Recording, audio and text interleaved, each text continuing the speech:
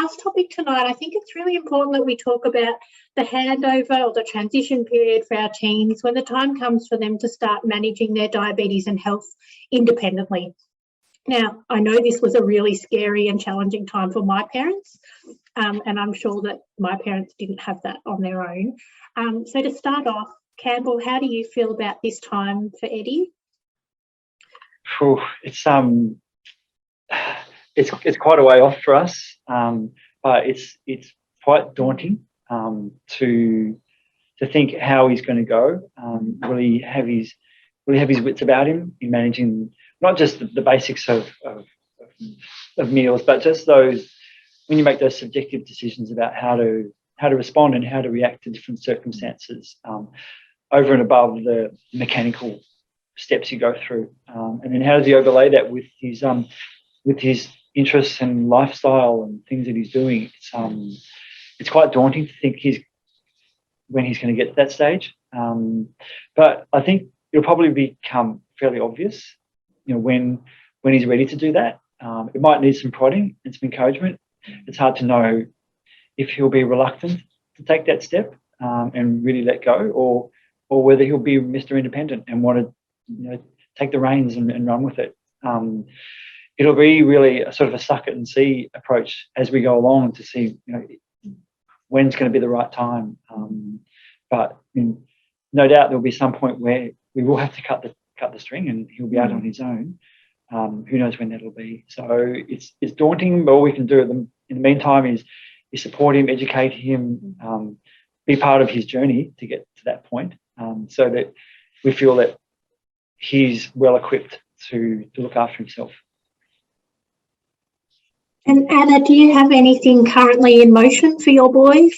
We're quite lucky medically wise that our hospital will continue through. So they've gone from the paediatric clinic to an adolescent clinic, and then they'll get moved. So it went from a Friday morning, goes to a Monday evening, and then it'll go to the adulthood clinic as well. So it all continues through in our hospital, which I think is amazing. And I know some people, especially things like royal children's, how they only deal with the children and they haven't got that adult care. That would be a big question, and we talked about it, and they're quite happy as well because he's turning 18, that although he's 18, they're going to keep him until the end of year 12, so he won't need to change over till next year. So yeah, those discussions have been had, and we're happy with the way that our clinic goes. Obviously it's all individual based, and we know that we can always go GP based as well and have the diabetic educators and things based out in the local community to us as well. I work as a healthcare professional myself, and I always tell my own patients this, that the healthcare team that they choose to have is their own toolbox. And so it's really important that you feel empowered to choose who's in your care team. And I think it's actually really important to start that discussion early with children or adolescents. And, if you're seeing a particular person or individual, such as an endocrinologist or a diabetes educator or whoever is in your healthcare team, dietitian, mental health workers, you actually have the choice to research who you go and see, and you have the choice to stop seeing them and see someone else. One of the ways that I got involved with moving from the public healthcare system and then choosing to go privately myself was I did a lot of research onto the endocrinologists that were around Melbourne, and I found one that linked in with a lot of philosophies about how I care for myself and also what my future goals were around my management. And so when you start thinking about it that way, it doesn't become like as scary as, I have to go to this appointment by myself. It's like, okay, I found someone who is going to make not just clinical sense to me, but holistic kind of approach to what I need. Yeah. You're in charge of it then, aren't you? Exactly. And you're getting what you want when you need it. Yeah. You've got someone in your corner and you've done your homework. Yeah. And that's a step I hadn't thought about, is when we moved from the Children's Hospital to some other world, because in the RCH it's all encompassing and they cover everything, but that'll cut out at some point. And moving into that step will be that's part and parcel of our son becoming more independent. That's a really interesting thing to be reminded of, to look ahead and make those plans as well. And hopefully the Children's Hospital would be able to help us along and give us some references and the like. But still, you're leaving a comfort zone there to go out into a different world. But that would be especially the case for more newly diagnosed people compared to people who've lived with it for a while at that stage. So, there's those things are all to consider. That's a good point. There's a lot of research to be had, and by then you might know what your son really wants to do and what's important to him. But for people who are just new into the journey, that's a whole world to go into, which is, I mean, at that stage, like you said, they're approaching adulthood anyway. So, and their peers too, they may well know other young people with type 1 diabetes, and the word will get around as to who might be a good educator that's unshockable and, can be there with you for the journey, and who's an endocrinologist that you can call when you're really not sure, something goes wrong and, need help now. I suppose that flicks back as well to the social media, that there's a whole community out there that have their own. Obviously, you're always going to get that one review that's not a good but there's a whole community of experience out there, so you can use them if you wish. Definitely. It is amazing with those communities that you can put a question out of very obscure or specific, and you'll always get someone reply. Especially because they're very supportive as well. Walk some miles in their shoes. So that's really, which is nice to know that other people can help as well, not just your immediate contacts and their network. It extends into the virtual world as well. Yes, I remember a young adult saying they were breastfeeding in the middle of the night, not feeling so well, and they sent out a message, and there was someone on the other side of the world getting up in the morning and said, "Hi, how are you?" And it was that instant connection that was really special, and they needed it at that time.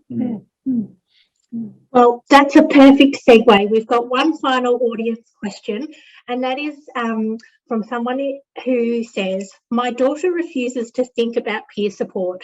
How do I encourage her, or should I leave it?" Now, do you guys have...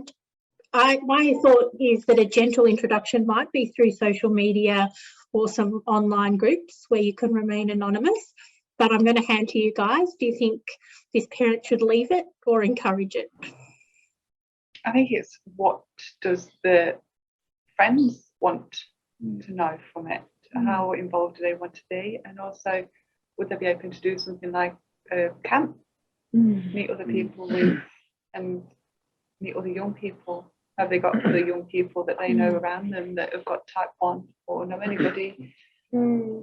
Something that may be a bit uncomfortable with peer support is sometimes it feels it's a bit engineered.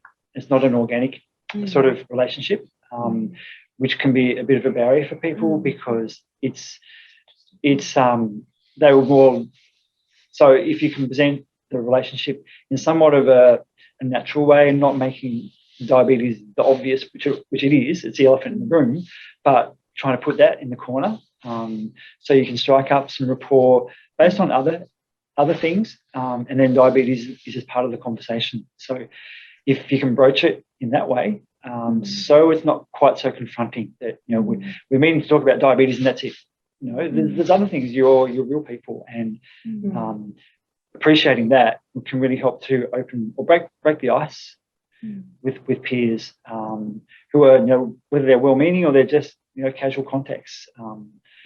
It's people are whole people, and they're not just defined by their diabetes, and maybe peer relationships maybe shouldn't be built around that, even though that's the obvious thing that these peer networks are for. The other thing that I've just thought about is that I'm part of another charity offer a pen pal service. So they get linked up with another type 1 of a similar age or the same sex, and they can pick who it wants to be, and they can just start writing, and it can be, "Hi, this is me, this is what I like," but it's not so in your face. It's you haven't got to talk about it, or you don't have to reply just then, or you can think about it a little bit. So it's another sort of support there, and you know that somebody else is there, but it's got a bit of distance there as well. It's not, like I say, to in your face. I'm going to a wedding in August where I'm the maid of honour to someone that I met through diabetes camps when I was a child. So exactly, but I mean, and I feel so lucky. My two best friends are actually both type 1 diabetics and people I've met through volunteering or doing camps. And the reason why we get along so well is because they just get it. And I can call them up and I can say, I've had a shocking day. I've had about 4 hypos, and they just go, oh, I know how you feel. And that's just so nice. But in saying that, for the question that was posed, I think to understand why that child is not feeling comfortable around peer support might be to do with acceptance of the condition itself. So I think that is probably the thing that needs to be addressed first. And also there might be a perspective that peer support is the best thing for that person that you're having as a parent, where it might not be ready for them. And once they move past that acceptance stage, it could be a brilliant thing. But at this stage, maybe that's not the right path for them. And that's okay too. Yeah.